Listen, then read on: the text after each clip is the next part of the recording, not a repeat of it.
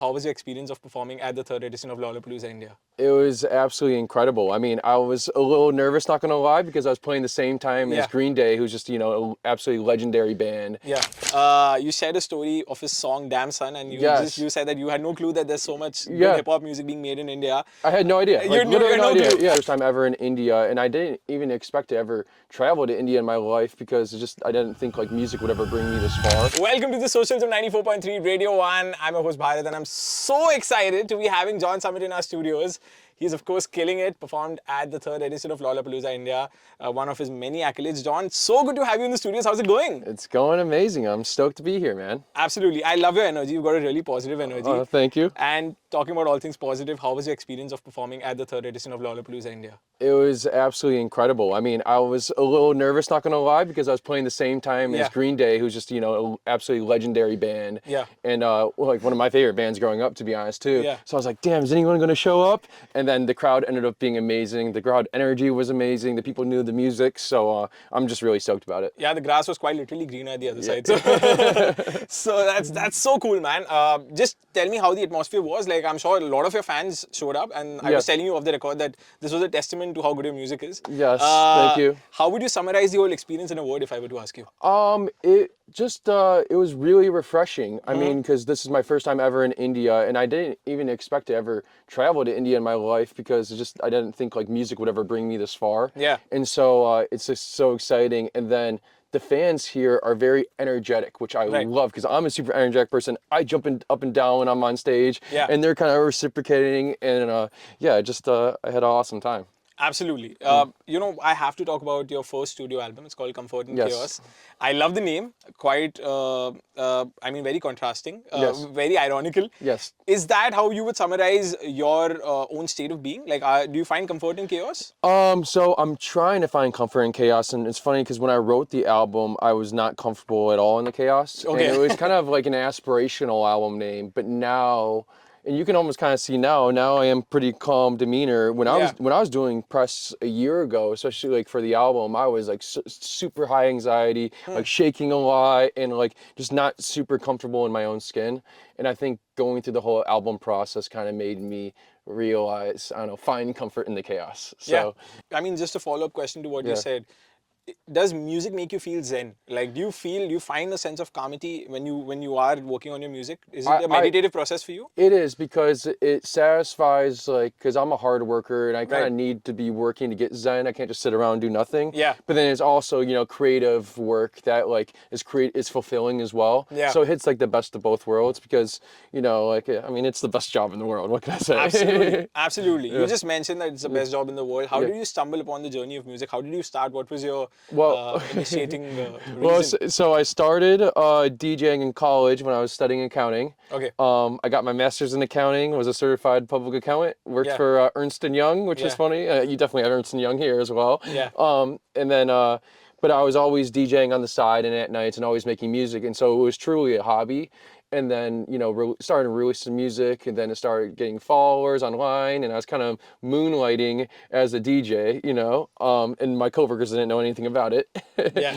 And then, I just kept getting better and better, and then it got to the point where I could actually do my own shows, and eventually, I used to say I quit accounting, but the reality is I got fired from my job. Oh, okay. Because I was a pretty bad influence. Because I was just so committed on the music that it just obviously, like, I wasn't focused at work kind of thing. Right. And then, but getting fired was a blessing in disguise, right? Absolutely. You just said you have the best job in the world. So, I mean, congratulations. Thank you. And no wonder your numbers are so good. Yes. That's wonderful, man. I would like to ask you more about this album because it's so cool that you've released your first studio album. Yeah. I would like to ask you, what was the first track that you started and how much time did it take for you to build this very album? So the first song on the album, you said? Yeah. So, what was the first song that, sort of started it all for you? Oh, so Where You Are was the first song. Where You Are, okay. And it actually released like a year and a half before I dropped the album because I think to create an album, you have to have like a full vision of what you want to do. And I was kind of bouncing in between ideas. And then, Where You Are was a huge record, and it kind of really ignited a whole I don't know, album idea to kind of work off that as like kind of the main premise. Right. And then, and then I worked with Halo again with Shiver on the album. And then worked with other incredible vocalists like Julia Church, Paige Cavell, and yeah, just I think it all turned out pretty good. Oh, lovely, man, lovely. Interestingly, I was telling you, by the way, I think John has one of the best social media games that I've come across. So raw, so authentic. I'd actually like to ask you, you shared a story of one of your fellow Lollapalooza performers, our very own Hanumankind. Yes. You shared a story of his song Damn Son, and you said that you had no clue that there's so much good hip hop music being made in India. I had no idea. You had no clue. Yeah. Have you heard more of his tracks? So I've heard a few, but of course I've heard the main one, the Big Dogs. Yeah, Big and then Dogs, but I didn't even know it was him, and I didn't know it was an Indian artist, to be honest. And I showed my team the song as well, and because it's kind of very viral on TikTok, it's very viral in America right now as well. And so I kind of just assumed he was an American-based artist. And then found out he was playing Lollapalooza, and then kind of listened deeper in his catalog. Yeah. Damn Son are just super, super love. Absolutely. And yeah, it reminds me of the hip. Coffee, thank you so much. It reminds me of the hip hop I fell in love with in America, because I kind of fell out of love of the genre, to be honest. Right. And I don't know if it's like reminds me of like early Big Sean. Oh wow. Like I'm trying to pinpoint exactly. It reminds me of like early Kendrick a lot too. I mean, he sat on this very chair when when that track had released, 2 days into the track releasing. Yeah. And he also mentioned his love for Kendrick Lamar, of course. Oh, okay. It kind of reminds me of like swimming pools a little bit. Like, hold up, drink. Right. So I think Kendrick is, I think Lon Ray can attest. I think that was the first artist I said that he reminded me of. Okay, lovely. Okay, brother, I'd actually like to ask you, just mentioned that you liked his music. Do you see you collaborating with him? Like both of these musical worlds I would love to collaborate with Hanumankind. Are you kidding me? Like, that'd be so cool. Yeah. I mean, I've been really wanting to work with a hip hop artist, if I'm being honest. Right. And, I do have a passion for the genre, but there just hasn't been like someone that's really inspired me in the lane in a while. So, it's one of those things. Putting it out there, happens, doesn't. But and then also I just want to work with an Indian artist in general, because after Lollapalooza I was very inspired, and I'm already talking about my agents about planning like a proper tour here. Right. These kind of things take time. It's not going to happen next weekend or something. But Absolutely. ideally, I would have some music with some local artists as well, too. Yeah. Because I saw Martin Garrix, he's doing a stadium show here, too. Oh, absolutely. And he just announced a collaboration with a big artist from here. Arjit Singh, of course. Yes. Our biggest singer. He's He's our biggest singer. So Yeah. there's a running joke in Bollywood, that's what we call it, like the Hindi music, in the Hindi film industry, that every big song is sung by Arjit Singh. So it's sort of become like a circle now. Yeah. That every big movie has a big Arjit song that is used as a promotional tactic. Yeah. So Arjit Singh wow. has like about 1,000 big songs in India. That's it. Well, yeah, because he's the undisputed king at this point. I was told he can do a 4-hour stadium set and do hits the entire time. Oh, absolutely. Which is insane, though, because like most artists can't even do 90 minutes and have hits the whole time. You know what I mean? And like that's very aspirational to me, because I'm relentless when it comes to releasing music. But I mean, how long has he been releasing music at a top level? So Arijit Singh was a part of this reality show in India in 2006, if I'm not mistaken, called Fame Gurukul. He was not even the winner, by the way. Okay. He worked with one of our biggest music So he's kind of like an American Idol, kind of like an X Factor kind of thing? We have an Indian Idol thing out here going on. But then he worked with one of our biggest music composers. His name is Preetam. Okay. Who's also collaborated with Marshmello cool. and many others. So he used to sing like demos for him. And then gradually he sang one song, and then he's had no looking back. So he's had a wonderful journey for about, I think, 15 years now. Cool, so that's super inspirational. That's cool. Absolutely. If I were to ask you, you just mentioned performing live. It takes a lot of stamina to perform live. It's an absolute different ball game to execute, to be a live performer. Yeah. You've also called yourself a natural introvert. Yes. How do you channelize your extroversion when you're performing live? So I've actually kind of trained myself over the last year to be much more extroverted. I truly didn't do press or interviews at all over a year ago, basically. And because to be able to produce, you have to be locked in your room and just working on music 12 hours a day. Absolutely. But now I'm trying to find a balance in it both, and do like, I think this is like a suggestion to most introverts out there, because I know a lot of people struggle with socializing and stuff, where you got to kind of force yourself out of the house. Yeah. Whether it's like 2-3 times a week, it's like I treat it like going to the gym kind of. Yeah. And now I'm pretty good with it. So and it's translated on stage. I mean, I used to like super rely on like even just like booze and stuff like that. I mean, just to get on stage, but it's all in your head, Absolutely. You just mentioned going to the gym and it being a discipline. What kind of music do you listen to when you're going to the gym? I kind of listen. I mean, I love house and techno. I mean, Okay. and like That's in your DNA. Oh yeah, and I'm gonna be honest. I like listening to my own music too. Oh. So you No self-indulgence at all. you think I would be sick of it by now because that's all. I listen to like a lot of the music I'm working on because it's like when I'm working out, then I can be critical of my music because I'm listening to it in a passive sense. Yeah. And because if I'm overly critical when I listen in the studio because I listen to all the little details, but when you're distracted, I think you can kind of open mind. But then I try to discover new music and stuff too, and then after seeing like the artists yesterday and stuff, I can dig deeper in this discography. So yeah. Absolutely. You mentioned that you're working 12 hours a day on some days. Yeah. What's your normal work day like for any aspiring producer watching? What has been working really well for me is, waking up in the morning and having like an hour to myself, having a cup of coffee, scrolling through the news, and like a mini crossword, that kind of stuff. Yeah. And then I like to start to listen to music because then I get inspired. And then it depends. If I'm on the road, I'm usually just working on the set and whatnot, assuming I'm not in the airport all day and blah, blah, blah. But if I'm at home and I'm producing, I try to do the 3 hours on, 1 hour off method. Okay. And then like a Pomodoro type of thing. What's up? Pomodoro is basically working for 40 minutes and then taking a 20-minute break. Oh, Is that something you're kind of doing? Like working for 3 hours and taking a 1 hour break? That's the goal. Then I try to do 3 shifts of the 3 hours. Right. And I can scroll on my phone during 3 hours. It's not it's not a super disciplined 3 hours, Right.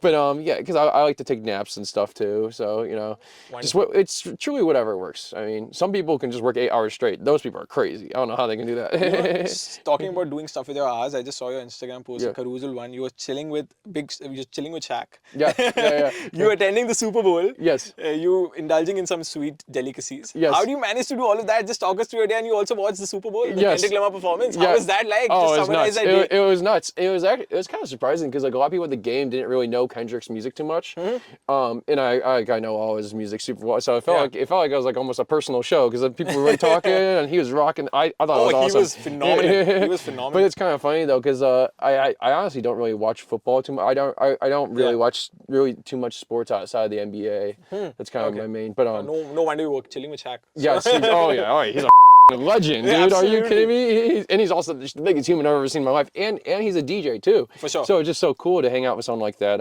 who can be successful in multiple areas of life. Right. But like I didn't really go for the game too much, but it's just fun being at like something big like that. Like, I mean, I would love to go to like a cricket game though, for example, because you guys had that big game yesterday, right? Oh, it was a Champions Trophy. It's sort of like a mini World Cup. Yes. So cricket is the second most largest sport in the world after football, and cricket is everything to us. So it's cricket, Bollywood, and that's about it. So so who did you guys play yesterday? we played New Zealand.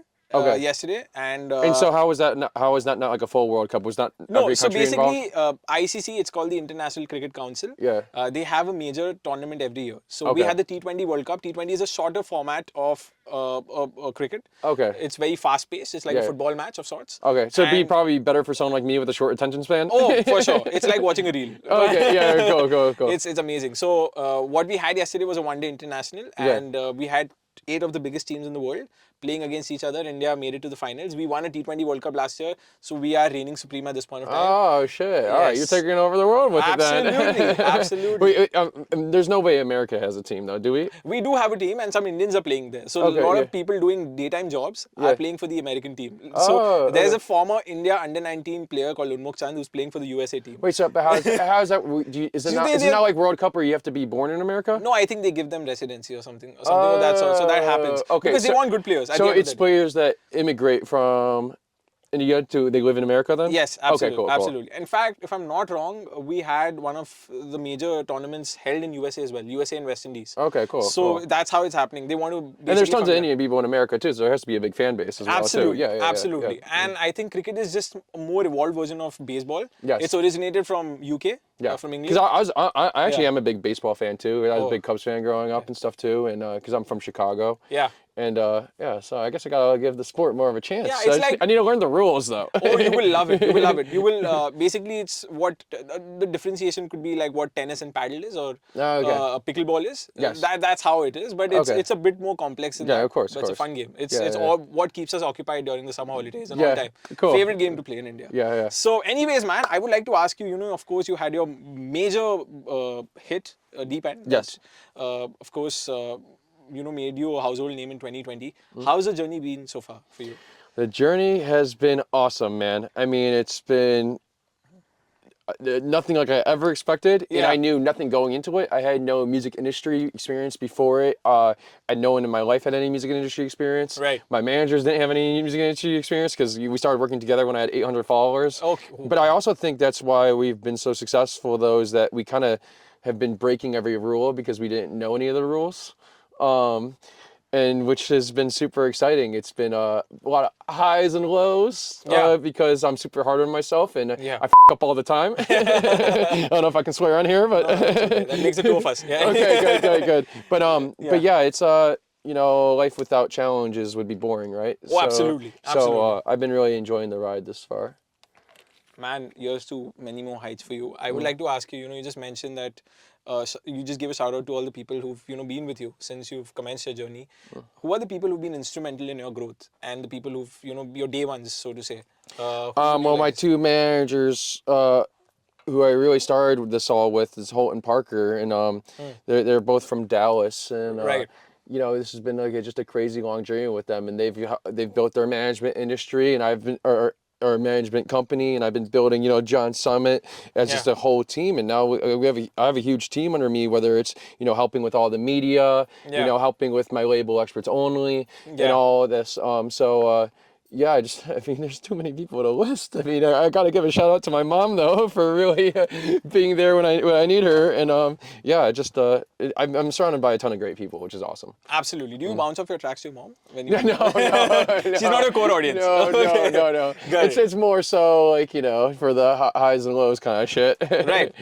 Yeah. Absolutely. You also said that I just saw your story. Your story, by the way, you're hilarious. I just want to say that you were dissing American food and saying that Indian food suits your body more. Yes, I'm not remember the exact words. Yeah. What are the best Indian delicacies you've had so far? So I wish I knew the names of them. I think the one, if you let me look at my phone here for a second. Absolutely. It starts with like well, do you remember what the food I was that I said that's from?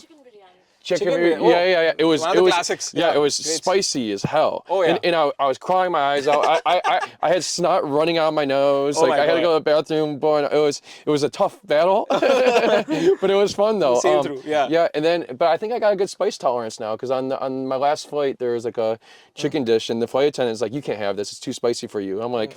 Yeah. Oh, try me. Come on. Oh man, one thing's clear, you're never going on hot ones for sure. Yes. Oh yeah. Lovely, man, lovely. And I'd actually like to ask you, just going about music, producing music, how do you manage doing both the things? It's very difficult to produce music at the same time, tour and be a live performer. How do you balance between the both? It's very, very tough, and I'm gonna be honest, I don't have much of a personal life, which I need to start working on. Yeah. But it's nowadays in the digital age is that I can always be working on music on the road, and I can be sending ideas back and forth, and I do a lot of collaborations and stuff too, and especially because I work so well with like vocalists and songwriters is that we're always WhatsApping and texting each other ideas, and so because it's a collaborative process, and because I work with a lot of people from Europe, let's say let's say Hayla for example, if I sent her an idea. And then I went to sleep. She can send her idea back, and then I wake up, and then it's like a new package to open. I think it's no different than I think people in India work with a lot of people from America a lot too, and it's like the opposite time zone's gonna help. But it's definitely difficult though. I'm sure. Especially because I like to write songs from the ground up in a studio. So finding the time for that is tough, but I'm trying to only tour on the weekends, and then the weekdays I do the making the music. Oh wow, so that's great. That's the balance. That's great that you're striking that balance. Yeah. You just mentioned that you going about how you write your music. What is the quickest song you've written, if I were to ask you? Deep End was actually Deep End. Oh yeah, Oh. I did the whole song in one night. What are you saying? Yeah. What's an all-nighter to do it? What's Like, again? you were awake all night to make that song? Like you work in your night? You work in the nights? Oh wait, so that was when I was living in my parents' basement. Oh, okay. And so yeah, I did that. That was during COVID too. So like you couldn't even leave the house anyways. Right. So I'm just like, okay. I was just drinking like Red Bulls until like 3 a.m. and then sent it to Defected, got it signed within 5 hours. So what are you saying? Yeah. Wow. What's yeah? Well, cause I emailed them at like 3 a.m. like Chicago time, which would have been like 10 a.m. London time. So then they probably had it with a fresh cup of coffee. I probably sent it to them at a perfect time. Yeah. Because if you send, it's all everything's timing. So Absolutely. I got kind of lucky with that. You just spoke about timing. What is it how do you envision your career in the next 5 years? What do you think is it that you really want to achieve with everything that you're doing right now? I want to just keep making music at a high level, and I think collaborating with more international artists is the goal, because I haven't really branched out of too many and like especially like multilingual, because I've only really worked with like London-based art, like kind of UK-based artists, and then also like Brazilian-based artists. But then coming here, I'm just really inspired, and just keep sharing my music with the rest of the world. I don't really have like long-term goals. I kind of just go day by day with everything, and the vision gets clearer by each day. I mean, the way you go about your day, like that whole thing that you said, just chilling with Shaq, and I think it's a year in itself for me in terms of productivity. Exactly, it's just going with the flow. You gotta ride the wave, right? Absolutely, man, absolutely. And I would like to ask you, of course, you visited India for the first time, if I'm not to be mistaken. Yes, my first time here. I'm sure you're going to come back. Yes, I love it. How would you want to come back? You want to do an India tour if that's yeah, so I think the plan is doing a really proper tour. I don't know if I want to do like a big stadium like Martin. I don't think I'm there yet. But I know Zed just did a good tour here as well. Absolutely. And I think that's cool, doing something like the 5,000 to 7,000. I don't know what size or whatever, but I have a really cool production show that I think I would love to bring to India. So that's and hopefully by then I have a brand new album too. So for sure, that'll be the goal. And looking forward to your second studio album. And what is it that you like to say to your fans in India? I just want to say that I really appreciate you guys, and I had such an amazing time here, and I really love the energy you guys have, because I'm a big energy guy, like I said at the beginning of this, and you guys really know how to reciprocate it. Absolutely. I love your energy. Oh, thank you. And what is it that you like to say about this interview? How was your experience? Oh, the interview was amazing. You're the man, dude. This is awesome. Thank you, man. You're too kind. 94.3 Radio 1.